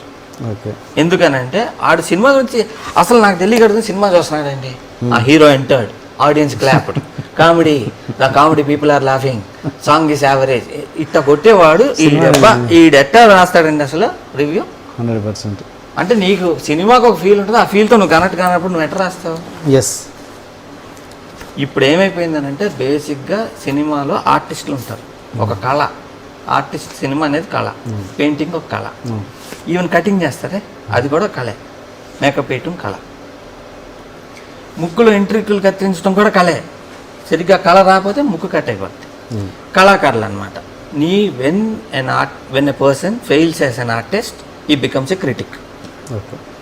వాడు ఆర్టిస్ట్గా ఏ కళ రాదు, నువ్వు ఇది తప్పు బాగా చెప్తాడు, ఆడు చేయలేడు, క్రిటిక్ అవుతాడు. క్రిటిక్గా కూడా ఫెయిల్ అయితే ఏమవుతాడు? ఫేస్బుక్లో కామెంట్లు రాసుకుంటుంటాడు. అంటే ఎందుకు పనికిరాని వాళ్ళు వీళ్ళు? ఏ కళ రానోళ్ళు క్రిటిక్ అవుతాడు. క్రిటిక్ కూడా పనికిరానోడు ఏమవుతాడు? కామెంట్లు కొడుతుంటాడు. వాడేదో వీడు రాందో, తేజ ఏంది ఇట్ట అన్నాడు, మహేష్ బాబుని అంటాడా, ఇంత గ్రేటా, వీడి సినిమా దిగి చూద్దాం, ఈ టైపులో ఉంటాయి తప్ప వీడి వీరత్వం మగతనం అంతా ఇక్కడ చూపిస్తారు. చాలా మంది అంతే, ఆఫీసులో సైలెంట్గా ఉంటారు, రోడ్ల మీద సైలెంట్గా ఉంటారు, వీరత్వం పిల్లల మీద చూపిస్తారు, పిల్లల్ని ఉతుకుతుంటారు, అక్కడ చూపిస్తారు తప్ప రోడ్డు మీద. ఇవి అందరూ అదే ఉంటారు అనమాట. సెకండ్ జాతి అంటారు. నిజంగా మగాడు బయటకు సాధించాలి. నేను రోడ్డు మీద నేను వెళ్తున్నాను, ఏమైనా తప్పు జరగనివ్వండి, కారు ఆపి వాయించిపోయి చెప్తాను. ఓకే, మీరు అందరూ క్వశ్చన్ చేయండి అట్ట. అవును, మర్చిపోయినా. కారు ఆగిచ్చారంటే పంజగుట్ట చౌరస్తాలో ఏదో ఇన్సిడెంట్ జరిగింది అప్పట్లో. అది మీడియాకి రానట్టుంది, అది ఒకసారి ప్రేక్షకులకు చెప్పండి. ఎస్, ఇది అంటే షూటింగ్ చేస్తా ఉన్నాం రోడ్డు మీద, పోలీసులు వచ్చి షూటింగ్ చేయడానికి వీల్లేదు అని లంచం అడిగారు. ఎవరు? ఎస్ఐ. ఎవరో ఎస్ఐ అడిగితే వీళ్ళు బేరం ఆడుతున్నారు, 10,000 అడిగాడు, అది ఇది 4,000 కుదిరింది. కుదరదు 5,000 అన్నాడు. 4,000 తీసేటప్పుడు స్టిల్ ఫోటో కావాలనిపించి ఫోటో ది ఆడు దూరం నుంచి ఫోటోలు కొట్టాడు, డబ్బులు ఇచ్చేది. పక్కకి వెళ్ళారు, తీసుకుంటా ఉన్నారు, ఫోటోలు కొట్టేశాడు. ఇట్లా మెడలో ఎలాడేసుకున్నట్టు క్లచ కొట్టేశాడు. కొట్టినాక అర్జెంట్గా ప్రింట్లు వేయించుకుని రమ్మని ప్రింట్లు వేసుకొచ్చారు. అంటే డబల్ అవుద్ది సార్ ఇప్పుడు చేయాలంటే, అంటే అప్పుడు డిజిటల్ లేదు. సరే వేసుకొచ్చా, నీకు అన్ని డబ్బులు వస్తాయి, నీకు డౌట్ వేసాం. వేసి ఈవినింగ్ షూటింగ్ అంతా అయిపోయినాక ఇంటికి వెళ్ళి స్నానం చేసి వెళ్ళి ఫోటోలు పెట్టి ఫోటో చూసాడు పోలీస్ స్టేషన్కి చూసి కళ్ళు పెద్ద అయిపోయింది. ఇంకోటి పెట్టా, ఏమంటావు అయితే, నువ్వు చెప్పు నువ్వేమంటావా అని అంటే భయపడుతున్నావా? భయపడేది ఏం లేదు, మొత్తం మీ హయ్యర్ అఫీషియల్స్ కాదు, డైరెక్ట్గా హైకోర్టు చీఫ్ జస్టిస్ పంపుతాను, ఇది ఇలా జరిగిందని డేట్తో పాటు కొట్టాం, పంపుతాను, ఏం జరుగుతుందో చూసుకున్నాం. అదేం చెప్పేసి ఫోన్ నెంబర్ ఎక్కడ ఉంటుందని చెప్పేసి వచ్చేసి 11కి వచ్చారు పంచాయతీ మీటింగ్. ఏంటంటే 1,00,000 రూపాయలు ఏంటాను, 1,00,000 రూపాయలు నువ్వు 4,000 తీసుకున్నావు కదా, 1,00,000 మళ్ళీ బేరం అది ఇది 50,000 ఇచ్చి. ఓకే, తర్వాత మళ్ళీ ఆయన మిమ్మల్ని టార్గెట్ చేయడం ఏం జరగలేదా? ఉన్నాయి కదా ఫోటోలు. ఓకే, ఓకే, నా జోలికి ఇచ్చేసి ఫోటోలు ఇచ్చేలేదా? ఇంకా ఫోటో నెగిటివ్లో ఇచ్చామని కాపీలు ఉన్నాయి. Okay, okay. అసలు మీరు ఇప్పుడు క్రిటిసిజం చెప్పండి, అది ఫినిష్. ఇంకా టాపిక్ ఇది ఉంది కదా, నెట్ రేటింగ్లు, ర్యాంకింగ్లు 1 2 3 చెప్పండి. మామూలుగా డబ్బులకే ఇస్తున్నారు రేటింగ్, అది బాగా క్లియర్లీ ఫిక్స్డ్. అసలు కొంతమంది ఉంటారు, మేము డబ్బులు తీసుకోం అంటారు, డబ్బులు తీసుకోకుండా రేటింగ్లు ఇస్తాము అని చెప్పి వాళ్ళు ఒక రేటింగ్ ఇస్తుంటారు. రేటింగ్లు ఇవ్వటం, డబ్బులు తీసుకోవటం ఇవన్నీ పక్కన పెడదాం. అసలు మీకు సినిమా మీద ఫిల్మ్ అప్రిసియేషన్ వచ్చా రాదా, అది నాకు క్వశ్చన్. అంతే, డబ్బులు తీసుకోండి, రేటింగ్లు ఇవ్వండి ఇవన్నీ కాదు ఒకటి. రెండోది బాగా రియలైజ్ అవ్వాల్సింది, ఈ రేటింగ్లు రాసే వాళ్ళందరూ యూఆర్ కిల్లింగ్ సినిమా. తెలుసా? అది రియలైజ్ అవుతున్నారా మీరందరూ? అంటే నేను మిమ్మల్ని అన్నట్లు రేటింగ్ రాసే వాళ్ళందరినీ, మీరందరూ సినిమా రిలీజ్ అవ్వగానే మార్నింగ్ షో అవ్వగానే రేటింగ్లు ఇస్తున్నారు. మేము తీసే పొడిచేసే సినిమాలు, ఎరగదీసే సినిమాలు, మేము తీసిన అవతార్లు, ఇంటర్స్టెల్లార్లు ఆ టైప్లో నేను చెప్పట్లేదు. మాకున్న బ్రెయిన్కి, మా యావరేజ్ బ్రెయిన్కి మా యావరేజ్ సినిమాలే మేము తీస్తాం. మీరేం చేస్తున్నారు, చాలామంది వెబ్సైట్లు నడిచేది సినిమాల మీద. అవును. సినిమా వాళ్ళ ఫోటోలు కావాలి, సినిమా వాళ్ళ ఇంటర్వ్యూలు కావాలి, సినిమా వాళ్ళ ట్రైలర్లు కావాలి, సినిమా వాళ్ళ యాడ్లు కూడా కావాలి. ఇవన్నీ ఓకే. మరి నువ్వు మార్నింగ్ షో అవ్వంగానే టప పెట్టేసి సినిమాని చంపేస్తుంటే మాకు కలెక్షన్ రాకపోతే మేము సినిమాలు ఎప్పుడు తీస్తాం? అంటే మీరే మీకు ఫుడ్ పెట్టే ఇండస్ట్రీని మీరే చంపేస్తున్నారు. సూపర్ ఉంది అది, చాలా బాగుంది. అంటే అన్నం ఇట్ట పెడతా కొరికేస్తారు చేతిని, నరికేస్తారు చేతిని, అంటే ముద్ద తింటా పొడి చేస్తారా? ఏమయ్యా అసలు మీనింగ్ లేదు, ఇంత బ్రెయిన్ లెస్సా? మీరు సినిమా గురించి రేటింగ్లు రాయండి, తప్పు కాదు. మార్నింగ్ షో అవ్వగానే పెట్టేసేటప్పటికి ఏమవుతుంది, సినిమా చచ్చిపోతుంది. సినిమా చచ్చిపోతే ఏమవుద్ది, మేము సినిమాలు తీయలేనప్పుడు ఏమవుద్ది, మీకు యాడ్లు ఇవ్వలేం, మీ వెబ్సైట్లకి మ్యాటర్ రాదు. ఇంత మాత్రం జ్ఞానం లేకుండా ఇంత సన్నాసోళ్ళే మీరు.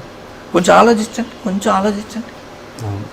మన ఇండస్ట్రీని మనం చంపకూడదు, మన సినిమాని బతికించాలి అన్నప్పుడు ఏమవ్వాలి, కన్స్ట్రక్టివ్గా రాయాలి. కన్స్ట్రక్టివ్గా డైరెక్టర్ ఈ తప్పు రాసాడు, ఈ స్క్రిప్ట్ ఇలా ఉండకూడదు, ఇలా ఉండాలి, కన్స్ట్రక్ట్గా చేస్తే సినిమా తీసినోడు కూడా రివ్యూ చూసి ఎస్ ఇటు భలే రాశాడే అనిపించాలి.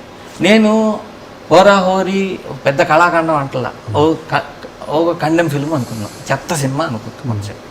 ఈ చెత్త సినిమా గురించి ఎందుకు చెత్త అయింది, అసలు ఎలా ఉండాలి, ఇందాక మీరు 2 డౌట్లు అడిగారు. అంటే కరెక్ట్, ఏమన్నా వాదించాను కరెక్ట్. అలా అంత కరెక్ట్గా చేశారనుకోండి, వీల్ ఫీల్ వెరీ హ్యాపీ. మేము ఇంతకుముందు గుడిపూడి శ్రీహరి గారు సీతార్లో రాస్తే మేము వెయిట్ చేసేవాళ్ళం, ఆయన ఎట్లా రాస్తున్నాడు, ఎలా ఉండేదని. ఒకడు రాస్తున్నాడండి, ఊరిని జర్నలిస్టులు అంటున్నారంటే కాదు, జర్నలిస్టులు వాల్యూస్ ఉండాలి. You should know journalism, you should know how to write. ఇప్పుడు ఏంటి అని అంటే ఐఫోన్ ఉన్నోడల్లా జర్నలిస్ట్ అయిపోయి, ఐఫోన్ ఉన్నోడల్లా మొబైల్ స్మార్ట్ ఫోన్ ఉన్నోడల్లా క్రిటిక్ అయిపోతాయట. ఒకటే ఏంటనంటే you are killing Telugu cinema because you are not able to appreciate. బాలేదు, చెత్త, రేటింగ్ 0 రేటింగ్, మైనస్ రేటింగ్, ఏదంతా అది ఆనందపడిపోతున్నారు రేటింగ్లు తక్కువ ఇచ్చి. దీన్ని మీరు చంపుతున్నారు. మేము చచ్చిపోతే మీకు మ్యాటర్ రాదు, మీ వెబ్సైట్ మీరు మూసుకోవాలి. తమిళనాడులో మేము చెన్నైలో ఫిల్మ్ ఇండస్ట్రీ ఉన్నప్పుడు ప్రతి వాళ్ళందరితో ఏం చెప్పారంటే, మీరు రాంగ్ రేటింగ్లు ఇవ్వమని మేము చెప్పాం, మీకు అనిపించిందేమండి 3 రోజులు ఆగండి. ఫ్రైడే సినిమా రిలీజ్ అవుతుంది, ఫ్రైడే సాటర్డే సండే మేము కొంచెం సేఫ్ అవుతాం, మండే రాయండి అంటే వాళ్ళు ఫ్రైడే రాశారు, నెక్స్ట్ ఫ్రైడే రాసేవాళ్ళు. హిందూలో వీటిల్లో next Indian express, next screen అన్నీ నెక్స్ట్ ఫ్రైడే రాసేవారు. దాంతో ఏమయ్యేది, 1 వీక్ ఇండస్ట్రీ సేఫ్ అయ్యేది. దాని తర్వాత వాళ్ళు రాసేవారు. కరెక్ట్. ఆడియన్స్ రాయండి, మీరు ఏమైనా పెట్టుకోండి, మీరు వెబ్సైట్ పెట్టుకుని ఇండస్ట్రీ మీద డిపెండ్ అయ్యి ఇండస్ట్రీని ఎక్కటం, చాలామంది ఛానల్స్ కూడా ఎక్కటం, కరెక్ట్. అంటే ఆనందపడిపోతున్నారు. ఈ రోజుల్లో ఏంటంటే నువ్వు క్రియేట్, నేను అందరికంటే ముందు రాశాను అనే ఒక నేను క్రియేట్ చేయలేను కాబట్టి నేను క్రియేటర్ని గుచ్చుతా, బాగా గుచ్చుతా, వాడు చచ్చిపోయిన వరకు గుచ్చుతా అని చంపేస్తాను నేను అనుకుంటే అది ఎట్లా, ఏంది అసలు 1 2 3 ఏంటి అని అంటున్నాను. ఏ బేసిస్లో ఇస్తారు వీళ్ళు 1 2 3 4 అనేది వాళ్ళకే తెలియదు, దానికి ఒక లాజిక్ లేదు. ఇప్పుడు కొన్ని పేపర్స్ ఉన్నాయి, ఇప్పుడు క్రిటిక్ రాసిన అయినా 2 స్టార్స్ ఇచ్చాడు అనుకోండి, దాంట్లో ఒక పెద్ద స్టార్ ఉంటే ఇంకో స్టార్ కలుపుతారు, స్టార్ వల్ల కలెక్షన్స్ వస్తాయి అని లెక్క. దానికి సైంటిఫిక్ అప్రోచ్ ఉంది. కొన్ని న్యూస్ పేపర్స్లో వెరీ గుడ్ సైంటిఫిక్ అప్రోచ్ ఉంది. ఒక స్టార్ దేనికి ఇవ్వాలి, రెండోది ఎందుకు ఇవ్వాలి, మూడోది ఎందుకు ఇవ్వాలి అని ఒక పద్ధతి ఉంది. ఇప్పుడు ఇచ్చే వాళ్ళకి పద్ధతి లేదు, ఎందుకు ఇస్తున్నారు తెలియదు, వాడు ఇచ్చాడు నేను ఇస్తాను, 2 ఇస్తే 2.5 ఉంటుంది. ఇప్పుడు IMDb ఉంది, 10 స్టార్స్ ఉంటాయి, స్టోరీ కోటి, ఫోటోగ్రఫీ కోటి అట్లా ఉంటాయి ఒక్కొక్క దానికి ఇచ్చుకుంటే వెళ్తారు. 7 దాటితే హిట్ అయింది. మొన్న సినిమా రిలీజ్ అయింది, రామ్ది శివం బాగుంది, బాగాలేదు అన్ని పక్కన పెట్టేద్దాం కొంచెంసేపు. ఒక వెబ్సైట్ వాళ్ళు పొద్దున్న 8:30 షో చూశారు హైదరాబాద్. చూసి మార్నింగ్ షో అసలు ఆంధ్రాలో, రాయలసీమలో, తెలంగాణలో ఇంటీరియర్లో ఎక్కడ మార్నింగ్ షో పడలా, 11 o'clock షో పడలా. 8:30 షో ఇతను చూసి 0 రేటింగ్ ఇచ్చాడు. అంత పగేంటి మా మీద, సినిమా ఇండస్ట్రీ మీద అంత పగేందుకు? మార్నింగ్ షో ఎక్కడా పడలేదు, ఇటు 0 రేటింగ్ ఇస్తే ఏమవ్వాలి, సినిమాని చంపేస్తారా, మమ్మల్ని చంపేస్తారా? మీకు అంత దమ్ముంటే నిజంగా మీరు రేటింగ్ ఇవ్వాలంటే, మీరున్న ఇంటి రోడ్డు వేస్తాడు కదా, రోడ్ క్వాలిటీ చూసి రేటింగ్ ఏంటి చూద్దాం. ఎవడు నువ్వు షర్ట్ కొంటావు, షర్ట్ చూసుకుని రేటింగ్ ఏవో, కూరగాయలు మార్కెట్ క్లీన్గా ఉందా, రోడ్డు క్లీన్గా ఉందా, మున్సిపాలిటీ పనిచేస్తున్న రేటింగ్, కేసీఆర్ గారి మీద రేటింగ్, చంద్రబాబు నాయుడు గారి మీద రేటింగ్, పోలీసు వాళ్ళు లంచాలు తీసుకుంటారండి చాలామంది, వాళ్ళ మీద రేటింగ్, ఎవరు అక్కడ లేదు మగతనం. సైలెంట్గా కూర్చున్నారు కదా సినిమా వాళ్ళు, ఈజీ అనమాట. సైలెంట్ ఉంటే కొడతాం, ఓకే తెరవ ఎందుకని ఏమనరు సాఫ్ట్ వాళ్ళు. ఇవ్వండి ఉస్మానియా స్టూడెంట్స్ మీద ఇవ్వండి రేటింగ్స్ వద్దాం, ఆంధ్ర యూనివర్సిటీ స్టూడెంట్స్ మీద ఇవ్వండి రేటింగ్, వాళ్ళు రాలగొడతారు వాళ్ళు వచ్చి. అందుకని మీరు ఉస్మానియా స్టూడెంట్స్ ఇలా చేయకూడదు, ఇది తప్పు అని రేటింగ్ నీ వల్ల కాదు, మగాడు కాదు. అక్కడ ఎవరున్నారు సాఫ్ట్గా? సినిమా వాళ్ళు.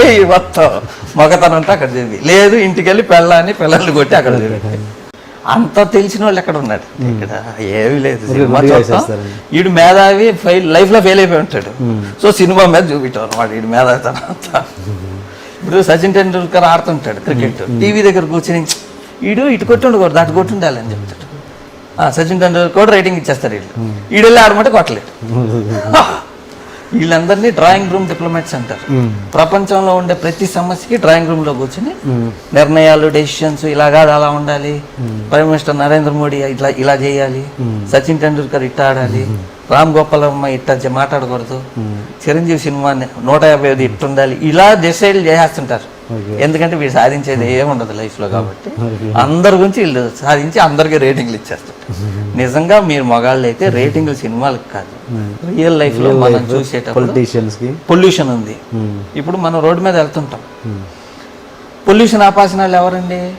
RTA department. మీరు చూడండి ప్రతి చోట ఆర్టీఏ వాళ్ళే, ట్రాఫిక్ పోలీసులే మాస్క్ వేసుకుని ఉంటారు.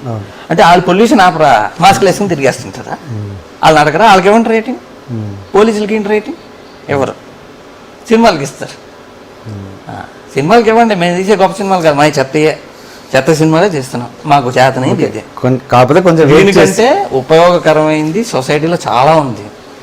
9 కోట్ల జనాభాలో సినిమా చూసేవాళ్ళు ఎంతమంది అండి? 60-70 లక్షల మంది. 8 కోట్ల మంది సఫర్ అయిపోతున్నారు. దాని మీద ఏంటి రేటింగ్? అదే వెబ్సైట్లో ఇవ్వండి, ఎవరు? మీకు చేత కాదు, భయం, పిరికోళ్ళు. సో మీరు అన్నది ఆగమంటారు, ఒక 3-4 డేస్ 1 వీక్ తర్వాత ఇచ్చుకుంటే బాగుంటుందని. మీరు ఫ్రైడే సాటర్డే సండే ఆగండి, మండే ఇవ్వండి రేటింగ్. మీరు రండి ఆకండి, ఇష్టం వచ్చినట్టు ఆకండి సినిమాని, కానీ సినిమా గురించి తెలిసి ఆకండి. తెలిసాక తెలవకుండా ఆకొద్దాం. మీకు చాలా మంది తెలియదు, ఇప్పుడు రేటింగ్ ఇచ్చేవాడు ఎవరికి సినిమా తెలియదు. ఇప్పుడు మీరు మీడియాని కూడా అసలు వదిలిపెట్టండి. మొన్న ఒక ఇన్సిడెంట్లో మీరు ఒక మీడియా వ్యాన్ని ఆపేసి కార్ దిగేసి, మా ఇంటి రోడ్డు దగ్గర కారు రాంగ్ సైడ్ వెళ్తా ఉంది. మీడియా ఓకే, ఏంటి ఇటు ఎందుకు వెళ్తున్నారంటే ఇటు షార్ట్ అండి అంటే మీడియా అంటే మీరు మమ్మల్ని క్వశ్చన్ చేస్తారా? మేము తప్పులు చేసి ఏకపాలు దొప్పుతారు, మీరు రాంగ్ సైడ్ వెళ్ళొచ్చా? తిప్పెనక్క తిప్పాడు. మా డ్రైవర్ కూడా టెన్షన్ అయిపోయాడు. తప్పు ఎవరు చేసినా తప్పే, నేను చేసినా మీరు వాయిస్తారు కదా, మీరు చేసినా నేను వాయిస్తాను. ఇప్పుడున్న హీరోలలో మీకు నచ్చిన హీరో ఎవరైనా ఉన్నారా తెలుగులో? ఇప్పుడున్న హీరోలు అండి మంచి యాక్టర్స్ అంటే నాని బాగా చేస్తాడు, అల్లు అర్జున్ బాగా చేస్తాడు, ఈ అబ్బాయి నాగశౌర్య బాగా చేస్తాడు, మహేష్ బాబు నేను చెప్పక్కర్లేదు. వీళ్ళందరే కొంచెం అంటే సిన్సియర్ ఉంటుంది అప్రోచ్. అంటే ఉన్నారు కొంతమంది కుర్రాళ్ళు 2-3 ఉన్నారు బాగానే చేశారు. కామెడియన్స్ అందరిది ఒకటే ఊర టైమింగ్, కొత్త కామెడీ టైమింగ్ లేదు. కామెడియన్స్ ఎవ్వరూ కొత్త టైమింగ్ లేదు, అందరూ బ్రహ్మానందం గారిని ఫాలో అవుతా ఉన్న టైమింగే తప్ప కొత్త టైం. ఇప్పుడు ధర్మవరం గారికి ఒక టైమింగ్ ఉంటుంది, ఎంఎస్ నారాయణ గారికి ఒక టైమింగ్ ఉంటుంది, రేలం గారిది ఒక టైమింగ్, రమణారెడ్డి గారిది ఒక టైమింగ్. ఒకే టైంలో ఉండేవాళ్ళు వాళ్ళందరూ, కానీ వేరే వేరే టైమింగ్ ఉంటుంది. రాజబాబు గారిది ఒక టైమింగ్ ఉంటుంది. అలా రకరకాల టైమింగ్ ఉండే కామెడియన్స్ లేరు మనకి. లాస్ట్ అయినా బ్రహ్మానందం గారే స్టార్ కామెడియన్, మంచి స్టాండర్డ్ అంటే ఆయనే. ధర్మవరం గారు, ఎంఎస్ నారాయణ వీళ్ళందరితో టైమింగ్ బాగుంటుంది వేరే వేరే. ఇప్పుడు వచ్చే వాళ్ళందరూ చెప్ప టైమింగ్ అంటారు, అంటే పనికిరాని టైమింగ్, ఏదో నడిచేస్తుంది క్యారెక్టర్లు రాసుకొని. Sir thank you. ఇంకా మీ నెక్స్ట్ ప్రాజెక్ట్ సైన్స్ ఫిక్షన్ మళ్ళీ పెద్ద హిట్ అవ్వాలని, మళ్ళీ మీరు పాత వైభవం సంపాదించుకోవాలని, నువ్వు నేను ఆ టైంలో ఎలా ఉన్నారో అలాంటి పొజిషన్ మళ్ళీ సంపాదించుకోవాలని మనస్ఫూర్తిగా కోరుకుంటున్నాను. Thank you very much sir.